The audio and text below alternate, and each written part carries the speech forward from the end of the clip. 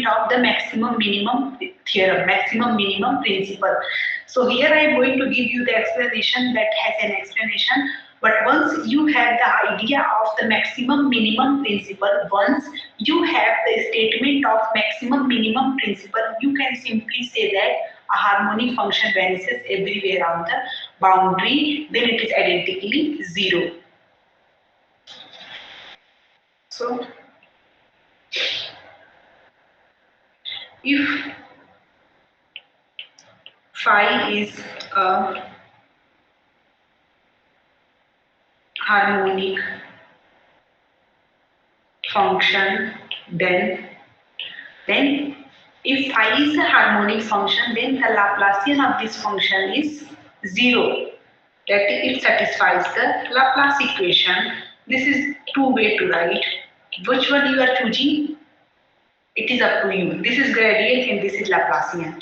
So just keep in your mind this notation, because every time you are going to use this notation most of the time. So you should not be confused with the notation. In domain omega. Also, if this Laplacian function is 0 on the boundary of this domain omega, where this domain omega is contained in RQ. I would like to mention one thing. Sometimes I am taking the dimension 3, like the real space where we are living. Sometimes I am going to take the n-dimensional space. So it is very easier if we are coming to a 3-dimensional space. And if I am writing a result on n-dimensional space, so in the case n equals to 3, it will be easier to come on the again 3-dimensional space. So don't worry about that. Also, if phi equals to 0 on the boundary del omega,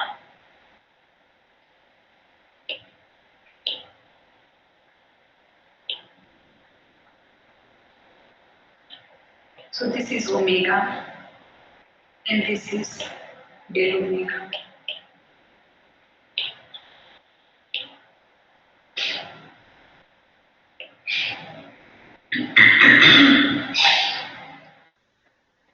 We shall show that phi equals to 0 in R closure. Sorry, omega closure, that is omega union del omega. Okay, so phi is a harmonic function. We have two information. One information that phi is a harmonic function, and the second information is that phi equals to 0 on the boundary of the domain. So if phi is a harmonic function, then Laplacian equation, and phi equals to 0 on the boundary of the domain. And what our aim are?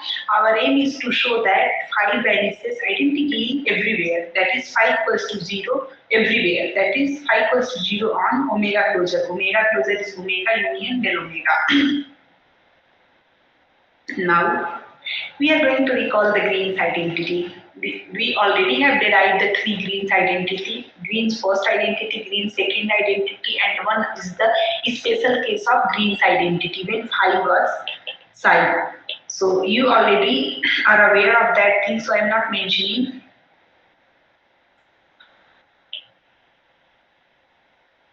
Recalling special case of Green's identity, that is equation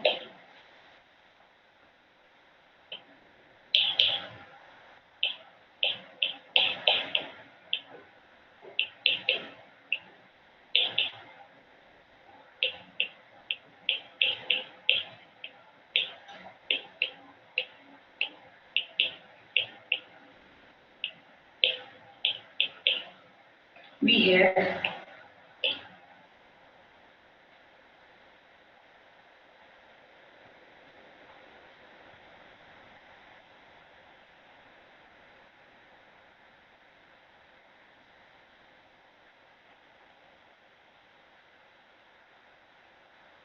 so using the property of the Laplacian of phi, this equals to 0. Using the property that phi vanishes on the boundary, this is del omega. omega, omega. This is equals to 0. Is not it? We have two information. One information that phi is a Laplacian function. So the Laplacian, it means gradient square phi equals to 0. And we have the second information that the function is identically 0 on the boundary of the domain. Identically 0 on the boundary of the domain, and we are evaluating this integral on the boundary. So phi equals to 0 on the boundary, and that is going to give us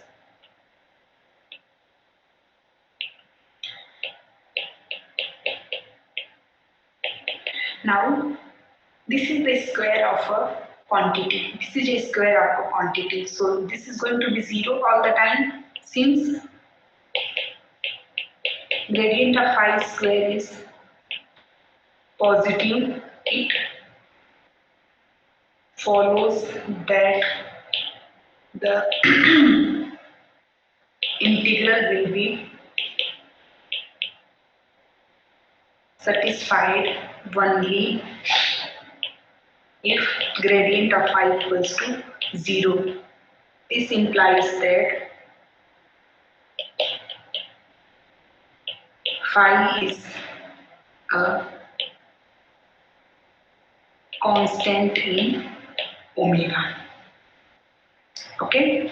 Now we have third information that this function phi is constant inside the domain, and this function phi is 0 on the boundary of the domain. Now phi is a continuous function. Phi is a continuous function that is constant inside the domain, and it is 0 on the boundaries. Then using the property of continuity, can we say that phi should be 0 inside the domain as well? Yeah. Yeah. So since phi is continuous in the whole domain and also on the boundary, because that is the property of the Laplacian function, and phi is 0 on the boundary, it follows that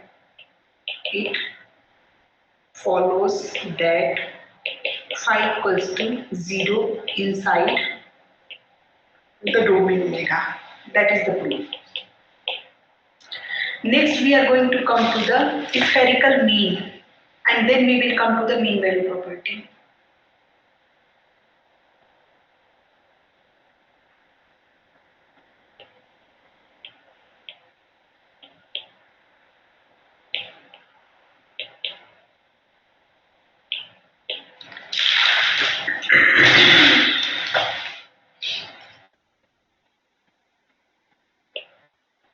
Let omega be a region bounded by its boundary del omega, and let P be any point in omega.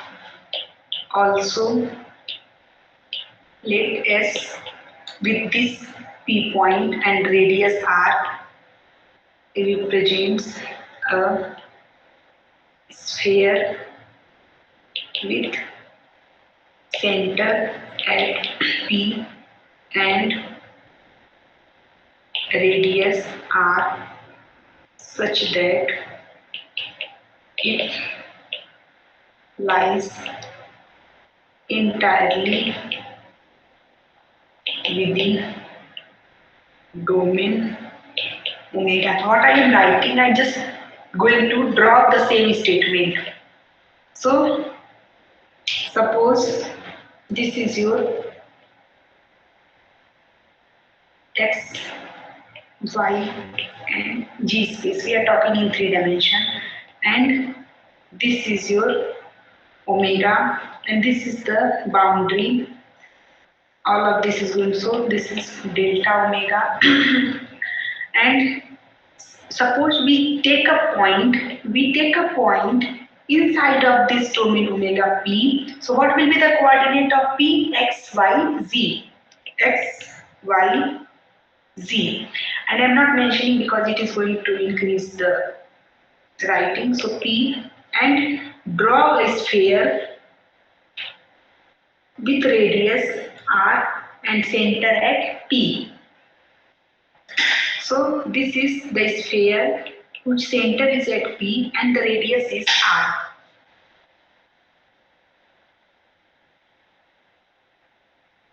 And let Q be a point at the boundary of this sphere Q. And what will be the coordinate of this Q? Zeta, eta, xi. Why I am saying the coordinate of Q, zeta, eta, xi is because I have already chosen that this point is x, y, z. So zeta belongs to x-axis, this r, that is x-axis, but eta belongs to y-axis, and zeta is coming from the z-axis. If you have a small doubt in the figures, then you can ask me. So let U be a continuous function in the domain omega. Then the spherical mean of U denoted by U bar is defined as U bar R is equals to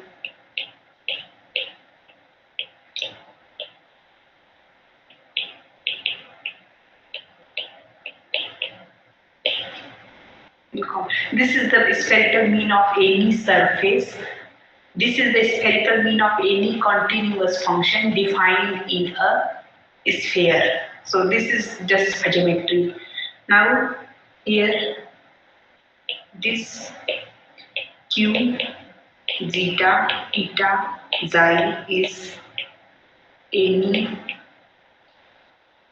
variable point on the surface of the sphere, and ds is the surface element of the integration. Now, how to prove this? So, I can give a hint to prove how this spherical mean is coming, but you already know. So, let me give you the hint. Like this is coming from the geometry, but you can also prove it. So, for a fixed radius r,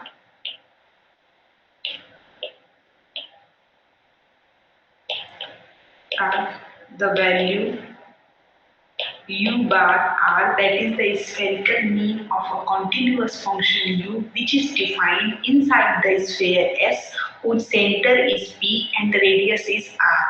So the value U bar R is the average of the values of U taken over the sphere S, P, R, and that's why it is called spherical mean.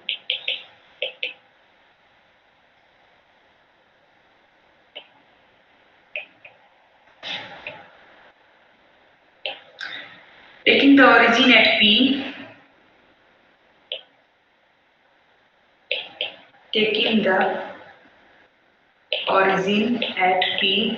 in terms of spherical polar coordinates, we have if we take this P is the origin, then the coordinate of this function Q can be written as in the polar coordinate x plus the translation that will be coming with the effect of the spherical polar coordinates r sine theta cos phi eta equals to y plus, if you are confused with theta, that is basically tracing, and phi, then you may go to your undergraduate class and can revise the spherical polar coordinate r sine theta, sine phi, and zeta equals to z plus r cos theta. Now, spherical mean can be written as, oops,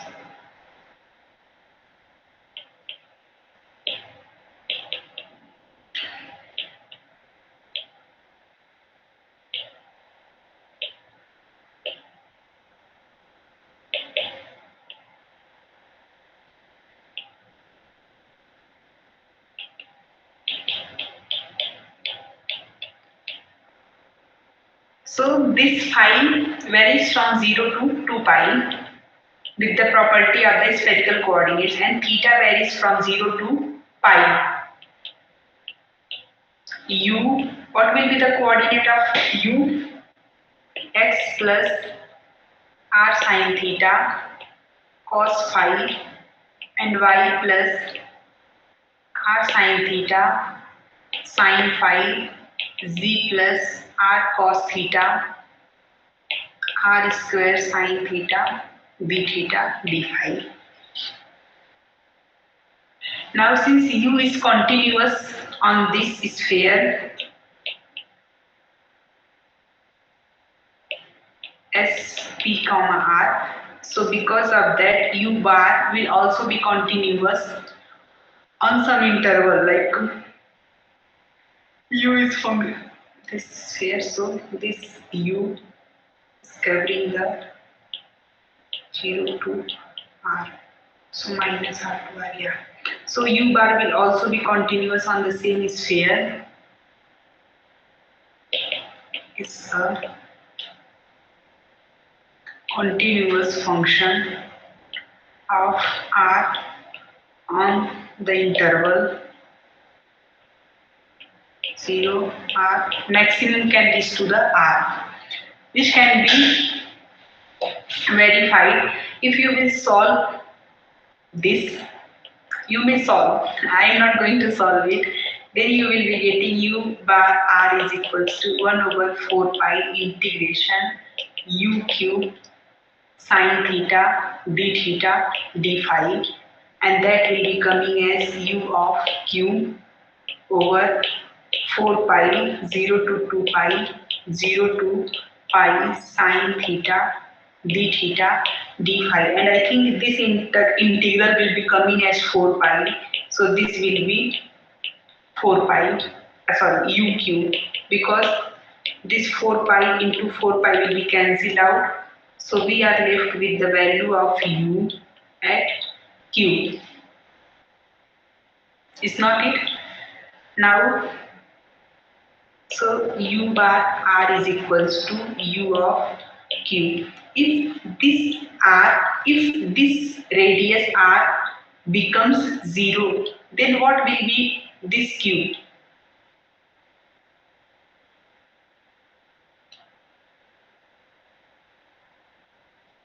If this radius r becomes 0, then this q point will be point P, is not it? If we take, because we are taking this q point on the boundary of the sphere, so if the radius of that sphere becomes 0, then this boundary becomes the center of the sphere, that is q becomes P. So Yes, yes. in the limit r tends to 0, u bar r is equals to u P. Hence u bar is continuous in this one. Now, we were seeing this in 3 dimension. We were seeing this in 3 dimension. Can anyone tell me what is this 4 pi r square for a sphere?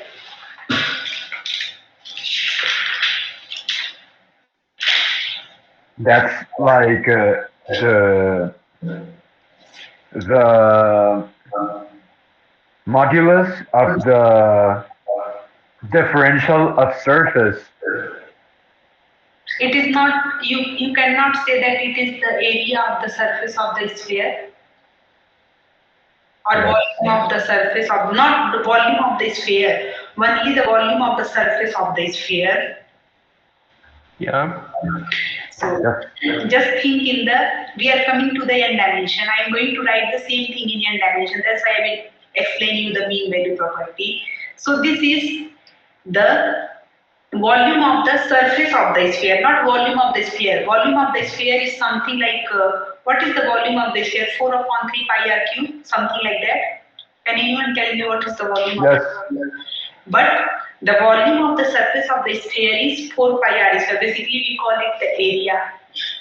So just write the mean value property.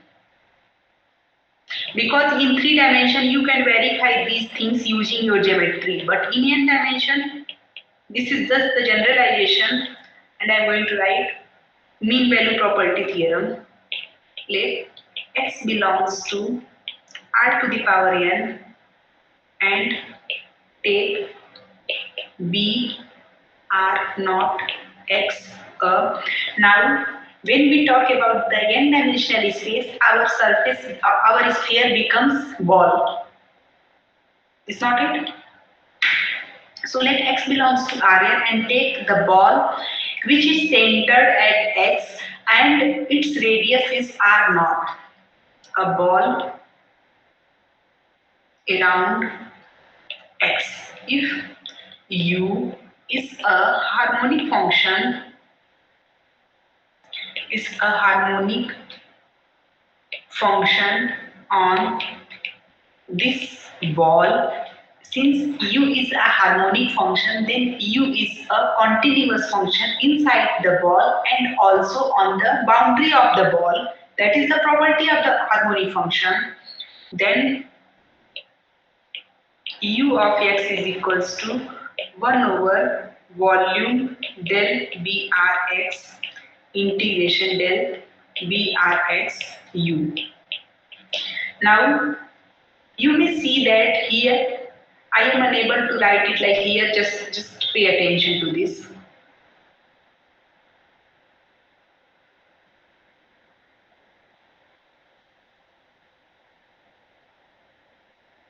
Here I was able to write it like ds. So we have 3-dimensional space. So we know that 2 integral will represent the sphere and 3 integral will represent the volume. But since we are in n dimension, so it is not possible to write here like n minus 1 and then. So by simply we write it, this is a notation.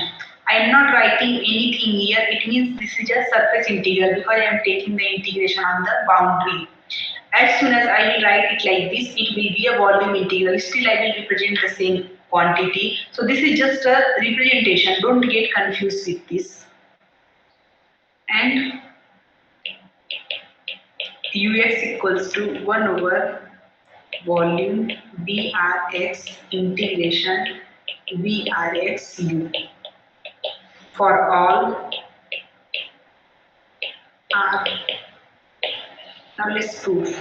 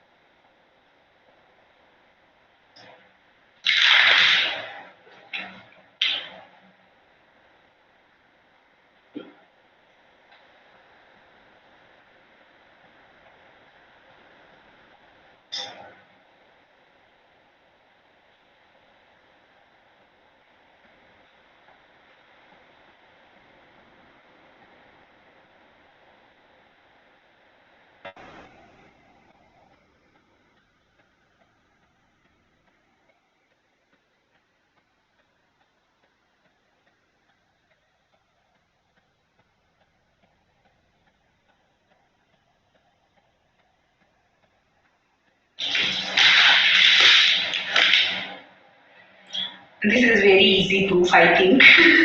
You even don't need to write it. The same thing which I was explaining in 3-dimensional, I am going to explain in 10-dimensional. So first, note that each and every step should be very clear. So if you are not understanding any step, so please do ask.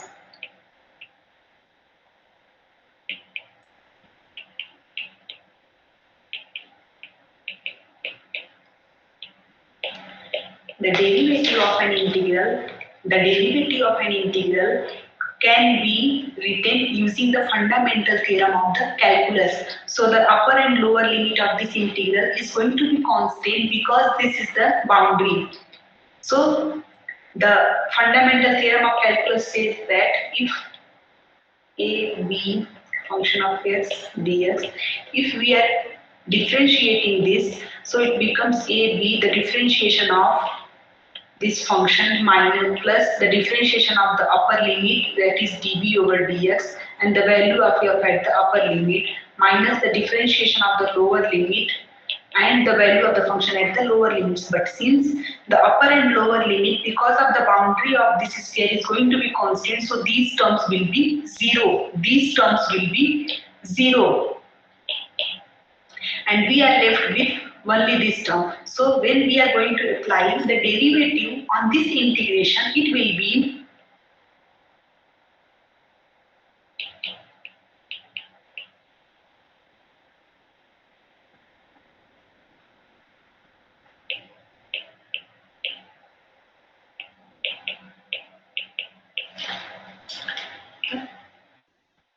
so this is basically, this is saying that the derivative of the average of u is the average of the outward normal derivative. Now we are going to use again Green's theorem.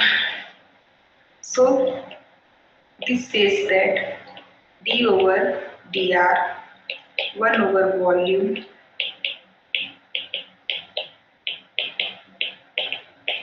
u is equals to 1 over volume del Brx integration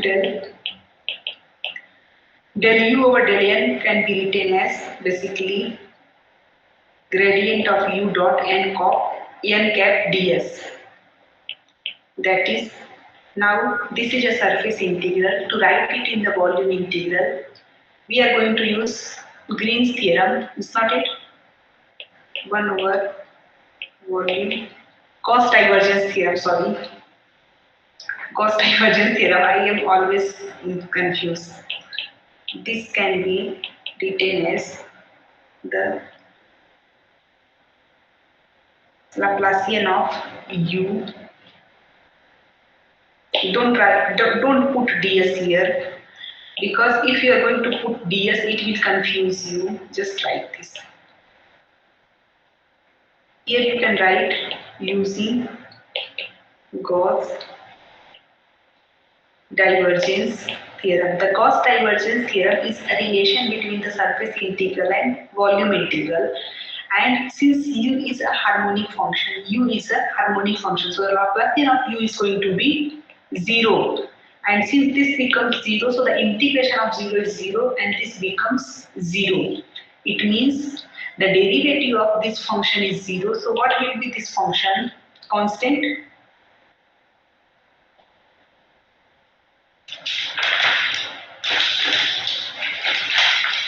Plus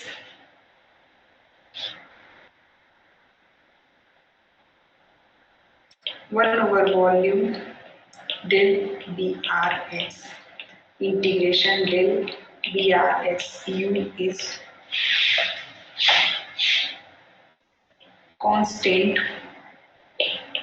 on the region R naught. We define firstly how I can draw. So let's draw. I wanted to draw this thing. Suppose this is a ball. Since we are in n dimension, so I cannot say that this is x, y, and z axis. No. So this is point x, and this is radius r naught.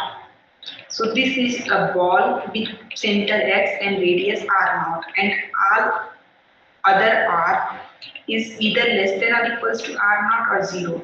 So all the other ball is going to contain inside this bigger ball. So this integration is constant on this radius, and this gives u of x is equals to limit s tends to 0. Now if we take, even you can say limit r tends to 0, 1 over volume del brx integration del brx u. Since this function is a constant function, this function is a constant function, so throughout the ball it is going to be constant. So even if we take the radius 0, if we take the radius tending to 0, still it is going to be constant function. So that's why u will come outside. So ux can be written as limit r tends to 0, 1 over volume. This is equals to the surface integral of del brx u. That is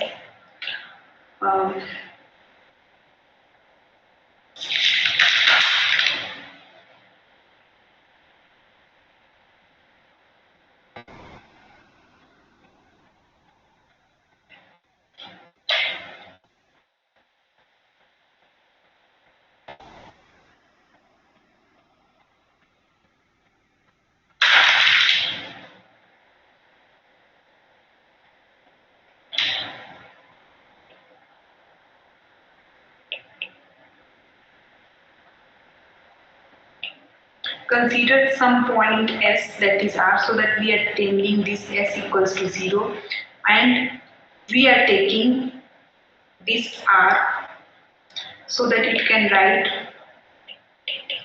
the thing behind writing this thing is that even if we are taking r equals to something, then ux can be defined by this function. Another, in the case r tends to 0, it is going to be the same thing as we were writing in the previous case. Now for the second statement, what is the second statement? This.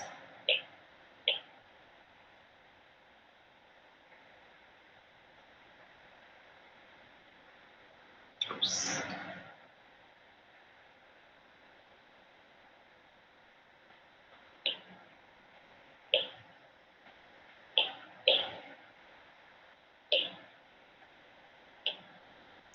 Now for the second statement,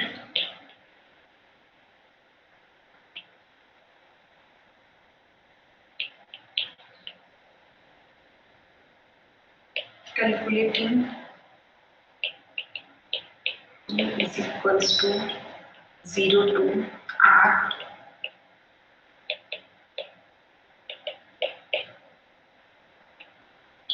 So see, yeah, so we took this ball, and del b was the boundary of this ball, that is depending on del b sx, that is depending on x. And if we take the integration from s is varying from 0 to r naught, if we take the integration from 0 to the whole radius, then we are going to get the value of this function on the whole domain. So that's what we are doing. It was the surface. It was the surface of this ball. This was x. This was r, and del b s x. So surface of the ball b x comma r with the center x and the radius r. So if we are taking the integration from 0 to r of this surface, then we are going to get the value of the whole area. And what is the whole area? The whole area is the integration of u on this wall.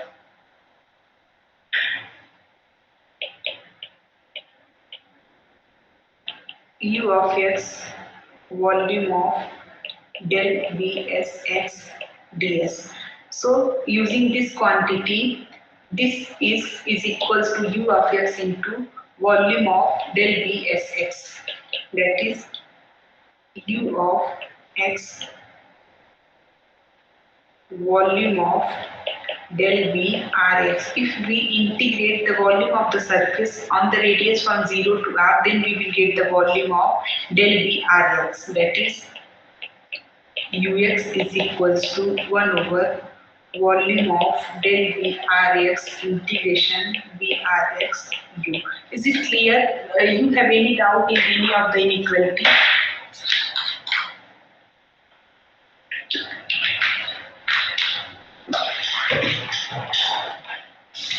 Next we are coming to the maximum minimum principle.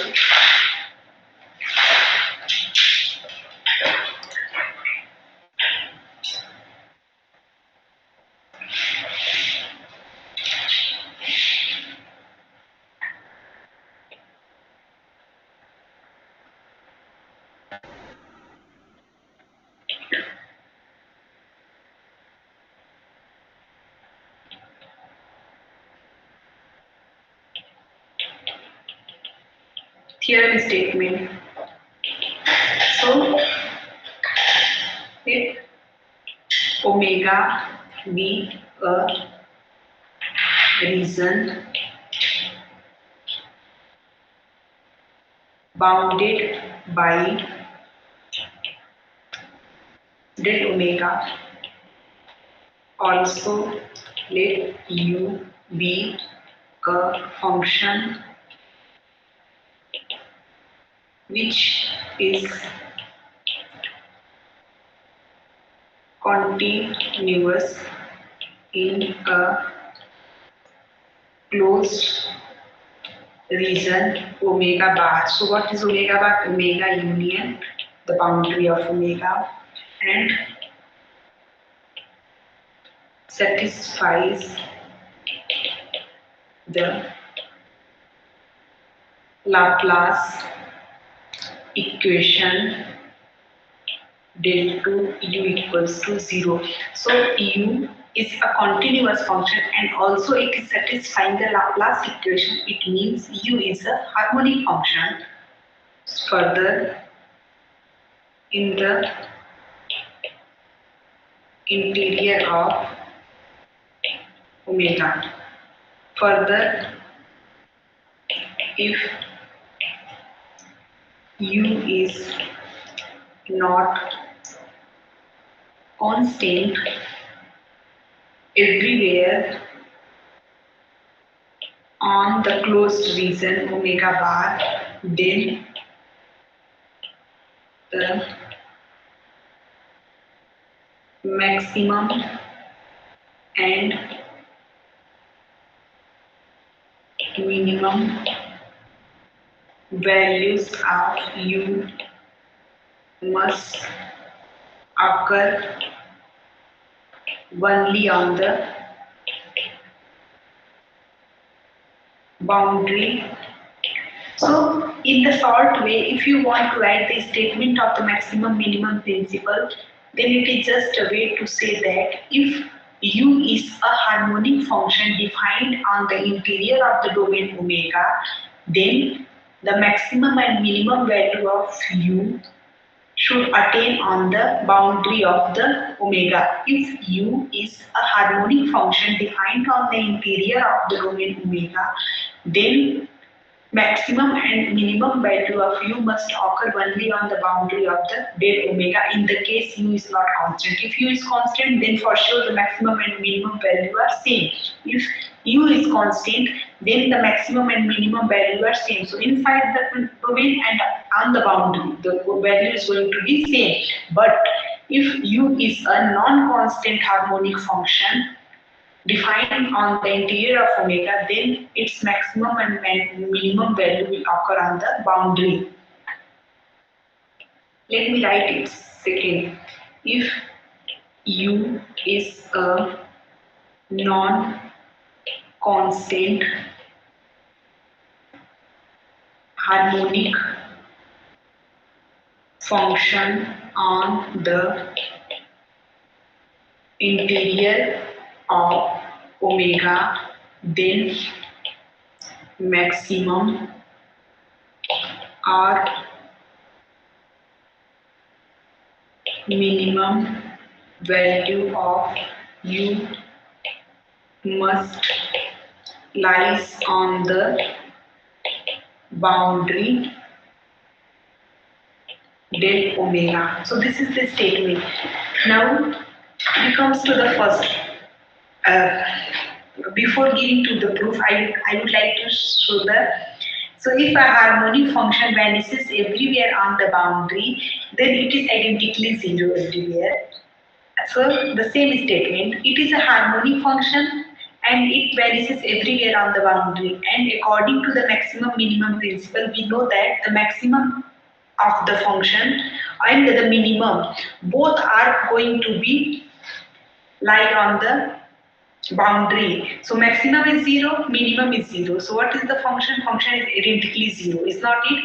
Because it is saying that if a harmonic function vanishes everywhere on the boundary, so the maximum is 0 and the minimum is 0. So the function it does not have any negative value because it is not changing its sign. So the function is identically 0.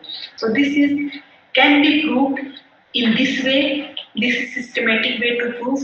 And if you want to give the argument without any mathematical notation, then you can say that simply, since u is a harmonic function and its maximum and minimum will occur on the boundary of the domain and it is everywhere 0 on the boundary, so maximum is 0 and minimum is 0.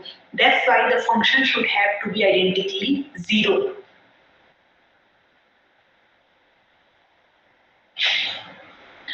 Let's write the proof.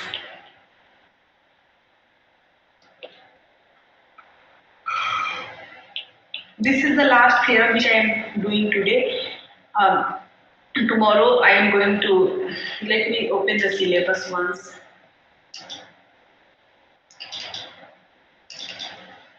And tomorrow we will be discussing about the Green's function and Poisson formula. Yeah. Because that is the 3.4. Yeah.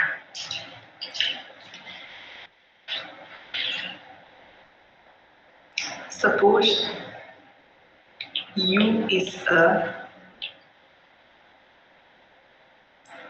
harmonic function but not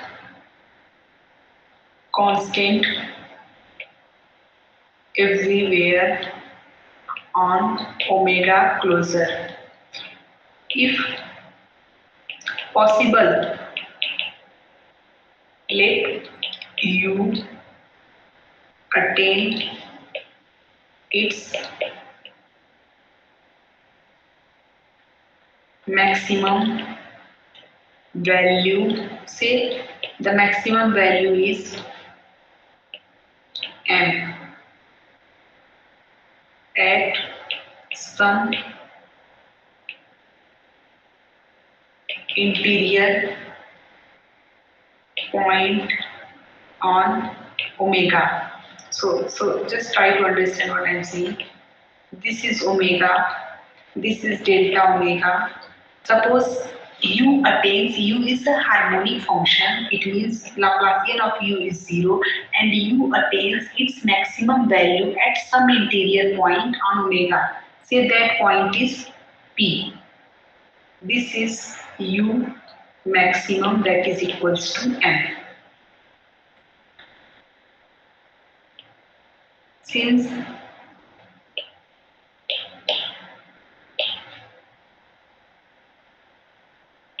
m is the maximum of u, which is not a constant.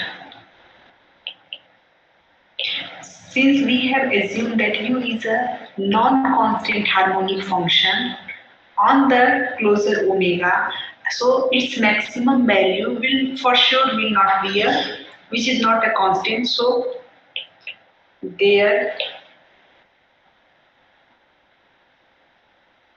should exist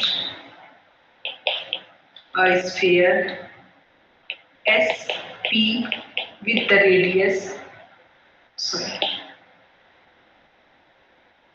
So u is not a constant function, so the value of u inside this sphere is going to vary. The maximum value is m and the other value is going to vary. All the other value of u inside the sphere will be less than or equals to m. It will not exceed m according to our assumption, because we are assuming that the maximum value of u is m, that is attained at the point P. So the value of u at any point inside the sphere is going to be either equals to m or less than to m. About P such that sum of the values of u on the sphere must be less than m, because u is not constant. So there must be some value less than m. Yeah. But by the mean value property, we have just proved that the value inside this sphere was equal. So, but by the mean value property, the value of u at P is the average of the values of u on SP, R. So if we are taking A1, A2, comma, an, if we are taking n points and we are taking the average of those n points,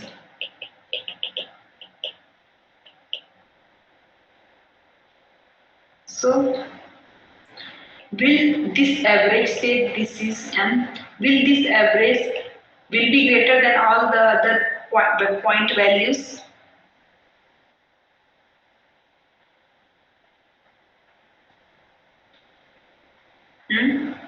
If we are taking the average of some value, suppose we are taking n values and we are taking the average of those n values, and that is m.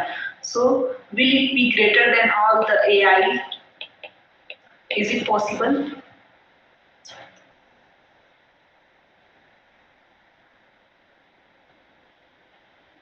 Exactly. So it is not possible. So using the mean value property, we are saying that the value at P is going to be the average of value of u on those sphere, and hence it is less than m, which is contradicting our assumption. We assume that m is the maximum value of u at the point P. But using the mean value property, we are saying that m is the average of all the value inside that sphere. So m cannot be the maximum value. So the average is less than m, but we are assuming that the value at P is m. But this is saying that the value at P should be less than m. That is not possible. This is a contradiction. This contradicts the assumption. Actually, the mean value property is just a statement proof. Here we are not going to do any kind of calculation. So it is just an assumption. It is in your mind. You already know the mean value property, and u is a harmonic function. So u is a continuous function, and using that property, we can say that the average value of u on the sphere around the point is uh, going to be the value at point P, and it should be less than m, because the average value is always less than or equal less than the other value. So it is not possible. This contradicts the assumption. Hence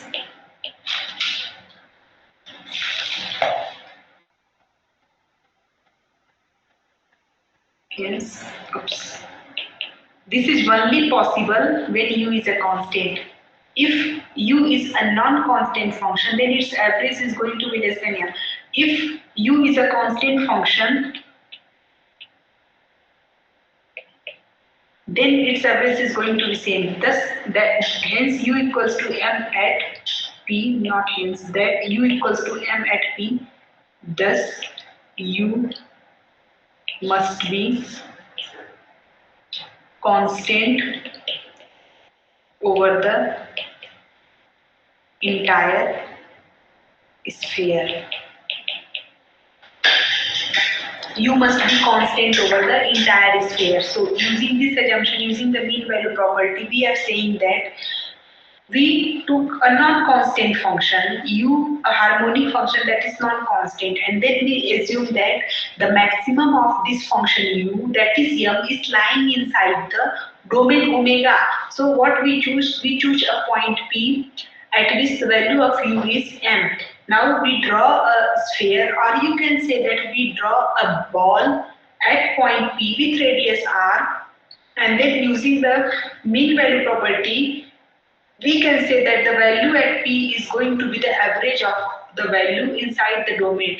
Now, since the value at P is going to be the average of all the value, so it should be less than M. It means M should be less than M.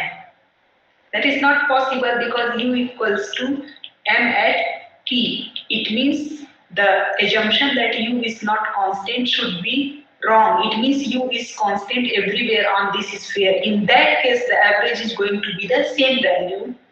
If you have same value A1, A1, A1 three times, so what will be the average? A average will be A1 plus A1 plus 3, that is 3A1 over, that is the value is going to be same only when all the value inside this sphere is going to be constant. It means U equals to M in on the entire sphere.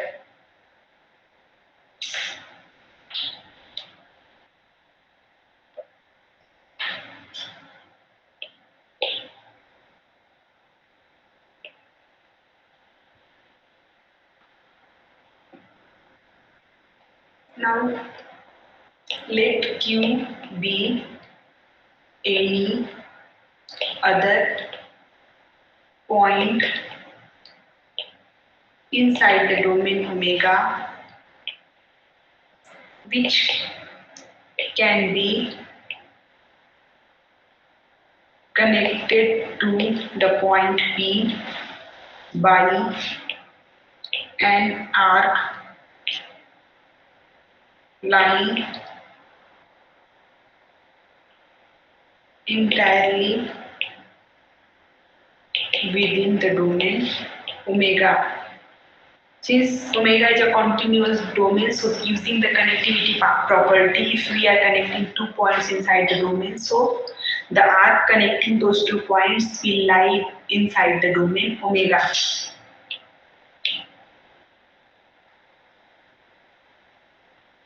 Now, by covering this arc with spheres using the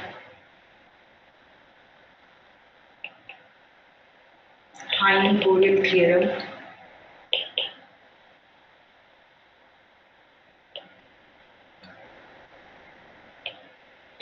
to choose a finite number of covering spheres, and using the same argument which we used here, like the mean average property is at the point P or at the point Q, that is the average of all the points inside that sphere. So covering sphere and using the above arguments, we can arrive at the conclusion that U will have the same constant value, the same constant value at Q as at P. Thus, you cannot attain a, because we assume U a non-constant function inside the interior. We choose U as a non-constant harmonic function inside the domain and also on its boundary. Now, as soon as we are assuming that the value maximum of U is attained inside the domain, then U must be constant everywhere inside the domain. That is contradicting the assumption that U is a non-constant function. So it is our requirement that U must attain its maximum value on the boundary, because as soon as we are taking the U attaining its maximum value inside the domain omega, then it must have constant. It must have constant. You cannot attain a maximum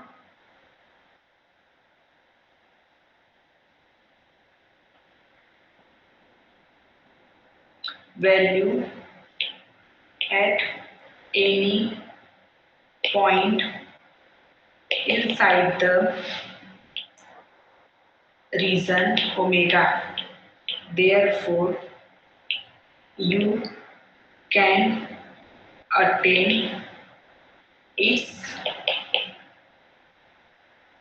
maximum value only on the boundary. Only on the boundary del omega. So if U is a constant function, then for sure its maximum and minimum are going to be same. So we can say that its maximum and minimum are going to lie on the boundary even inside the domain. But if U is a non-constant function, then for sure its maximum is going to attain on the boundary. The same thing can be proved for the minimum value.